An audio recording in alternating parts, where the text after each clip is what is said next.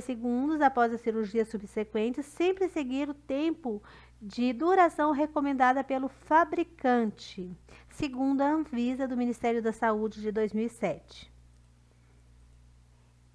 E a degermação, essa degermação cirúrgica, antissepsia cirúrgica, como que se realiza? Antes, vamos seguir passo a passo. Antes de iniciar a degermação, o profissional deve proceder à colocação do gorro e máscara devidamente ajustada. Deve ter procedido à higienização básica das mãos antes de iniciar, né, todo esse procedimento. Segundo, certificar-se da qualidade da máscara cirúrgica e comprovar a existência das 3 camadas que garantam a filtragem das partículas maiores que 5 micras. Molhar as mãos e antebraços de forma abundante, mantendo as mãos para cima. Mãos e punhos são áreas nobres na degermação. Isso é muito importante vocês fixarem. Mãos e punhos são áreas nobres durante toda a higienização, toda a degermação das mãos. Quarto, utilizar a escova que já deve estar impregnada com gluconato de cloroxidina a 2% ou outro antisséptico de uso habitual da unidade onde vocês irão trabalhar, desde que seja recomendada pela Anvisa. Quinto, se sua escova não possuir o antisséptico, este deve estar disponível em dispensadores que não seja tocado com as mãos. Precisa ter a assistência, né, para não tocar as mãos com esses antissépticos. A escovação deve ser iniciada pela palma da mão dominante, fazer movimentos de vai e vem, no sentido mão-cotovelo, 20 escovadelas, ou seja, eu vou fazer 20 escovadelas no mesmo sentido. Em seguida, no dorso da mão, sempre no mesmo sentido. Então, eu nunca faço movimentos vai e vem, sempre no sentido único e sempre 20 escovadelas de cada lado. Escovar entre cada dedo, em todo o seu entorno, com movimento de cima para baixo, ou seja, sempre nesse movimento 20 escovadelas. Manter os movimentos nos sentidos cotovelo unidirecional, ou seja, o sentido sempre unidirecional. 12. Agora escovar os cotovelos em movimentos circulares, pelo menos 25 vezes. Antes das unhas, devemos repetir todas as etapas no outro braço, iniciado pelas palmas das mãos, depois o dorso das mãos, dedos, em todos os entornos, continuando com os braços, lembrando do sentido único na direção dos cotovelos. Após essas etapas, iniciar a higiene das unhas, usando obrigatoriamente o lado das sardas da escova. Faça movimentos firmes de vai e vem, ou seja, isso nas unhas, né? No sentido transversal ao eixo da mão. Em no mínimo 30 vezes. Então, aqui nesse momento, eu já vou estar fazendo a minha higienização das unhas. Por isso que eu faço firmemente esse sentido de vai e vem, porque eu preciso fazer essas escovadelas nas minhas unhas. Eu preciso higienizar as unhas, por isso que eu preciso ter unhas curtas. Repetir o processo da mão oposta.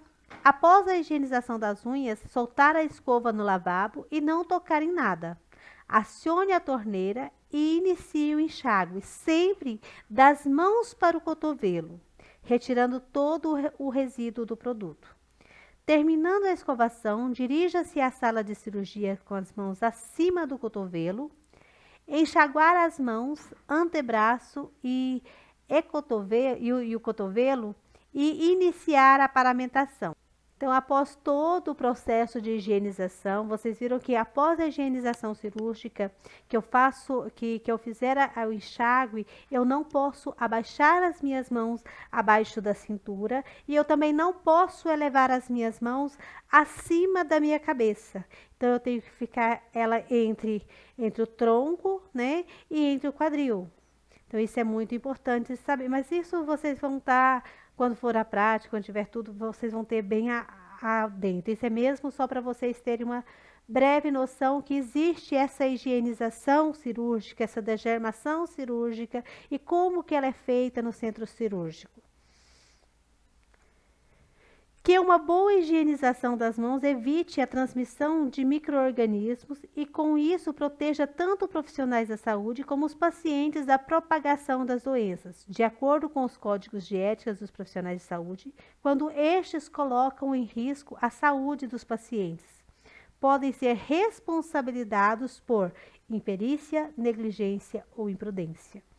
Tá vendo só? Quando vocês apenas realizam uma má higienização das mãos, quando vocês não a realizam, vocês estão praticando, né, imperícia, estão sendo negligentes e estão sendo imprudentes. Então, muito cuidado, que toda a saúde se inicia pelas mãos. Todo cuidado se inicia pelas mãos.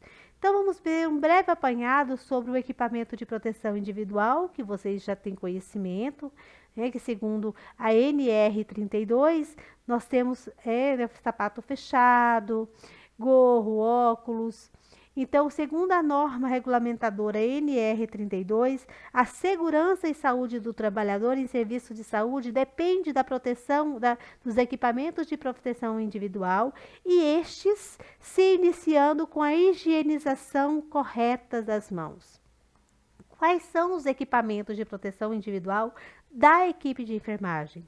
Luva, que é um EPI básico para a proteção contra os riscos biológicos e químicos, sendo dos tipos mais resistentes, adequados para a manipulação de produtos mais contaminantes.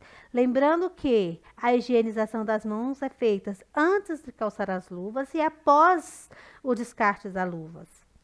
Touca, que protege de forma dupla, né? Ou seja, ela protege de forma dupla, tanto contra partículas que possam contaminar os profissionais, quanto da queda de cabelos em outros componentes em matérias de trabalho que podem prejudicar o paciente.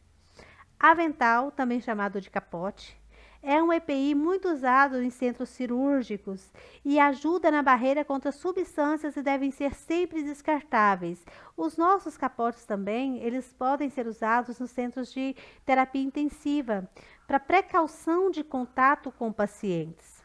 Sapatos fechados, que o empregador deve fornecer a opção de um EPI para profissionais de enfermagem que obtêm a norma regulamentadora de número 32, a qual impede o uso de sapatos abertos. Máscara, junto com a luva, funcionam como uma combinação básica de equipamento de proteção individual para os enfermeiros, combatendo acidentes e riscos biológicos e a contaminação respiratória. Para isso, nós temos os nossos tipos de máscaras, que temos máscara cirúrgica, a N95, proteção de contato, proteção respiratória, proteção para gotículas, que nós já vimos anteriormente, só lembrando. E os óculos, que impede a exposição dos olhos aos componentes radioativos, químicos e outros componentes como de contatos, né? Através daquelas gotículas que são menores que 5 milímetros. Então, esses são os equipamentos de proteção individual, sempre observando a higienização das mãos após a colocação desses equipamentos e após o descarte adequado desses equipamentos. Então, por aqui fica a nossa aula de hoje. Nós falamos sobre a higienização das mãos e tivemos alguns breves conceitos sobre asepsia, antisepsia, degermação. Fica com vocês agora uma bateria de exercícios. Qualquer dúvida podem me chamar, estou aqui à disposição. Então, vamos tirar essas dúvidas e saibam, a higienização das mãos é o nosso, né? É a nossa arma principal no combate às infecções hospitalares. Muito obrigado, fiquem com Deus e até a próxima aula.